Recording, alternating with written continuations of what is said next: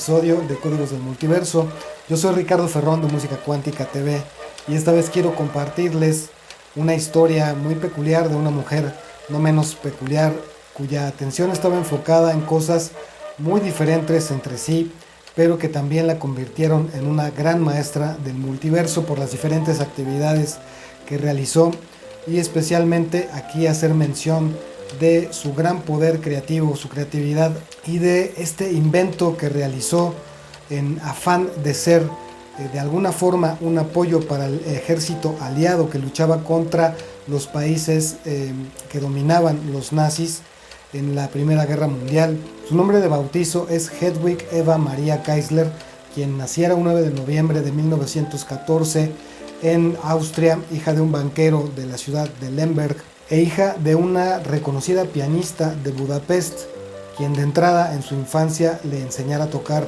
perfectamente bien el piano y las obras clásicas más complejas. De hecho, se decía en las escuelas en las que ella estuvo que fue considerada como una niña superdotada por las facultades de aprendizaje tan avanzadas que mostraba y por la capacidad que tenía de articular complejas teorías que en un principio parecían más bien como postulados fantasiosos de una niña, pero que la llevaron muy seriamente a todas las investigaciones que realizó posteriormente dentro del ámbito que más le interesaba, que era la ingeniería, el conocimiento de las frecuencias, de las ondas de radio y de la propagación del sonido a través del espacio y de todo lo que se podía hacer dominando este conocimiento. Además de que paralelamente a eso, ella tenía el sueño de aparecer en películas, ya que no tenía mucho tiempo de que el cine empezaba a ser una práctica comercial de películas que llegaban a muchas partes del mundo, y eso a ella le fascinaba, por lo que también empezó a desarrollar habilidades histriónicas que posteriormente serían el pilar fundamental de la manera como ella se ganaría la vida antes de realizar sus más importantes descubrimientos e invenciones. Esto sumado también a que en su más prolífica etapa cinematográfica ella se considerara una de las mujeres más hermosas del mundo, cosa que en su momento representó una gran falta de credibilidad por parte del ámbito científico, pues nadie podía considerar que una mujer con estas características tuviese una capacidad inventiva que pudiera revolucionar la ciencia del radar, de las frecuencias y su utilización en múltiples aplicaciones. Sin embargo, ella supo aprovechar cada una de las oportunidades que se le presentó, y si en algún momento le llegó a faltar alguna, ella las creaba o mágicamente ocurrían sincronías, casualidades o causalidades que la acercaban a sus objetivos de una manera muy puntual. La primera oportunidad llegó en la forma de un director de cine y de teatro de nombre Max Reinhardt, quien la llevó a Berlín a estudiar arte cinematográfico, y al poco tiempo, como si las cosas fluyeran de la forma más extraordinaria, el cine o la industria del cine llegó directamente a buscarla a ella tras haberse creado una primera fama de tener grandes habilidades histriónicas. Así que a sus 18 años, todavía no inmersa en las cuestiones de lo científico o lo técnico, realiza una polémica película llamada Éxtasis, con este director checoslovaco de nombre Machety, Gustav Machety, quien la filma en una controversial escena que muestra el primer orgasmo femenino cinematografiado de la historia, que resultó obviamente un escándalo para muchos sectores, que es considerada actualmente una gran obra de arte y que, como muchas otras cosas realizadas por mujeres en su tiempo, incluso en muchas décadas después, fue criticada y fue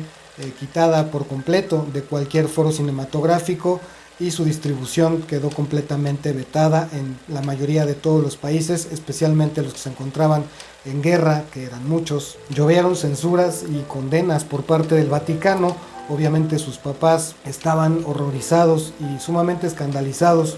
por ver a su hija desnuda en una pantalla y expuesta a todo el público que quisiera ver esta película, y sabiendo que ella ya contaba con varios pretendientes para un matrimonio, le dijeron a su hija que esta sería la mejor forma de limpiar su imagen, así que decidieron casarla sin su consentimiento con un rico empresario de nombre Fritz Mendel, quien resultó ser un marido muy celoso y compró todas las copias de la película Éxtasis que se pudieron haber distribuido en el mundo. No había llegado muy lejos, pero él mandó a diferentes personas o agentes a comprar todas las copias de la película para conservarlas él. En algunas entrevistas que dio Hedy Lamarr, este era su nombre artístico, ella aseguró que vivió el principal terror o el principal miedo que ella tenía en su juventud, dado a que era una mujer muy atractiva, que era el de haberse convertido en la esposa o en el trofeo de exhibición de un tirano. Ella estaba total y absolutamente consciente de su poder creativo, de su poder femenino,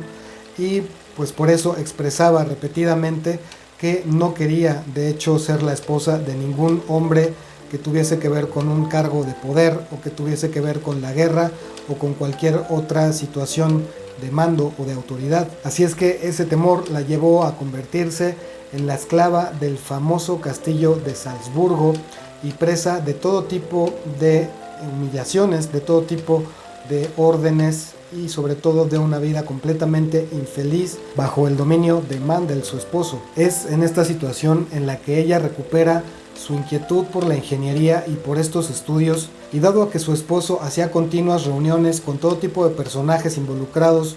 con la guerra y con la industria, conoció a algunas personas clave que le proporcionaron la información que necesitaba sobre las características de la tecnología armamentista nazi, de lo que hizo numerosos escritos donde empezó a fundamentar sus teorías que tenían que ver con el radar específicamente. Después de un tiempo y tras estar ya completamente harta de esa situación en la que se encontraba, su esposo estaba en un viaje de negocios y ella siempre era acompañada por los guardaespaldas de él, y en un restaurante, en una comida con ciertas personalidades, decide fugarse por la parte trasera del restaurante y huye en automóvil a París solamente con lo que trae puesto, incluyendo valiosas joyas que posteriormente vende, y con eso se consigue un boleto a los Estados Unidos y también dinero suficiente para empezar a vivir los primeros meses ahí. Y otra bendita coincidencia es que en ese vuelo, antes de llegar a los Estados Unidos, conoce a un productor de cine de películas norteamericanas llamado Louis Mayer, quien le ofrece un contrato y un trabajo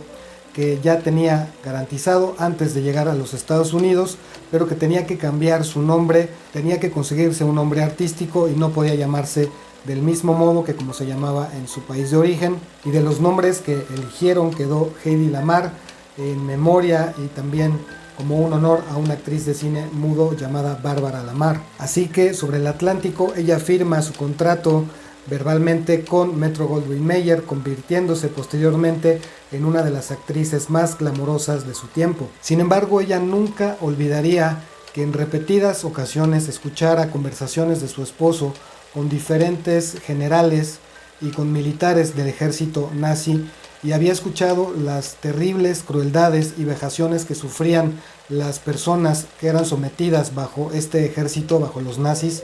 por lo que ella desarrolló una especie de rencor y odio y necesidad de hacer algo por su parte para contrarrestar de alguna forma estas actividades que realizaban los nazis, que eran terribles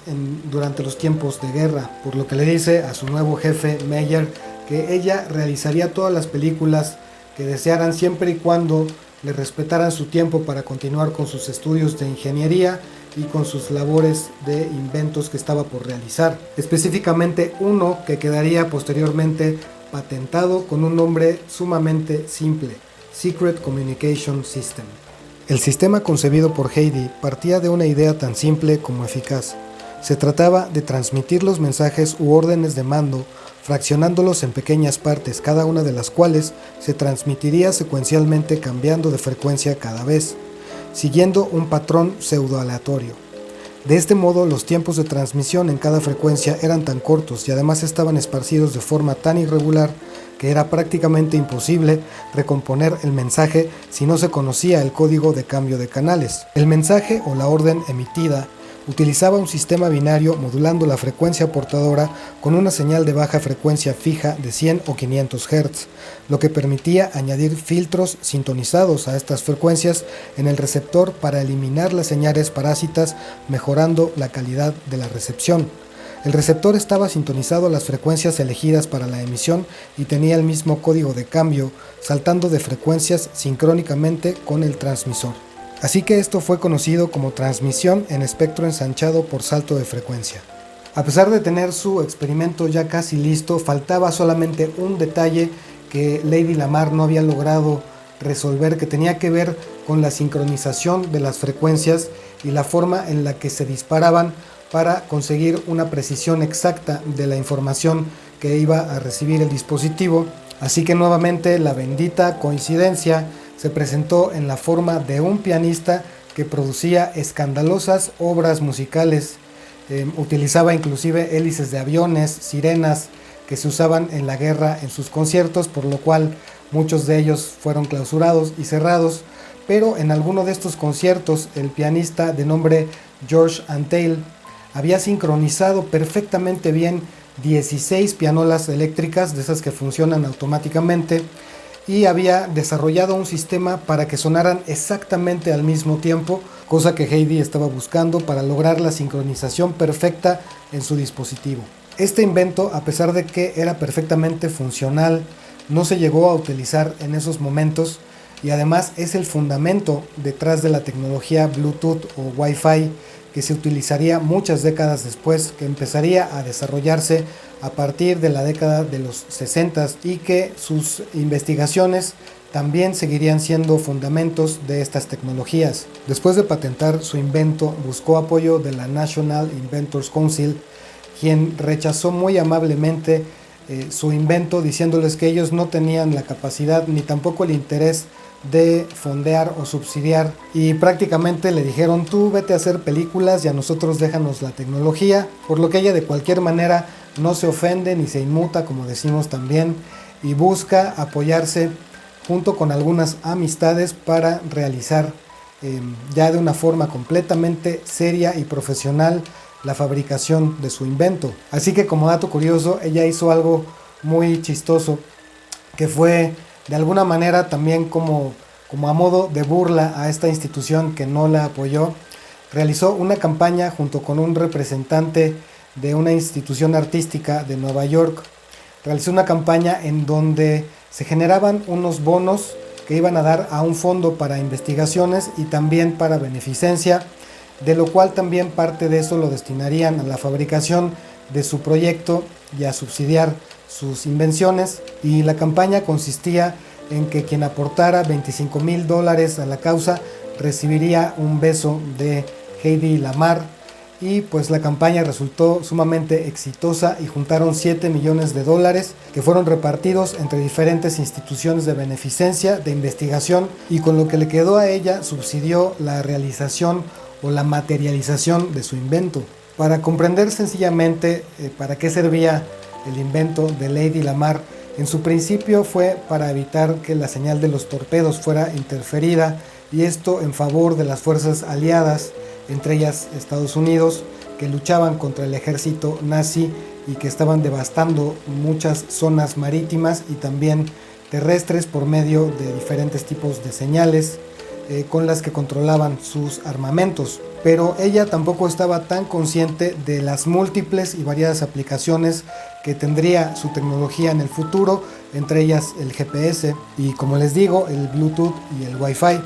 Posteriormente de eso, ya una vez que logró su invento, ella construye o funda una compañía cinematográfica en la que realizan algunas películas que no resultan ser exitosas, pero que le dieron lo suficiente para generarse una vida llena de abundancia y otras satisfacciones. No tuvo mucho éxito en las cuestiones del matrimonio, se casó 6 veces, pero se dice que ninguno de sus esposos llegaba a soportar la fuerte presencia de la actriz e inventora, y que paulatinamente sus matrimonios fracasaban, ya que ella no estaba dispuesta a volver a ser sometida de ninguna forma.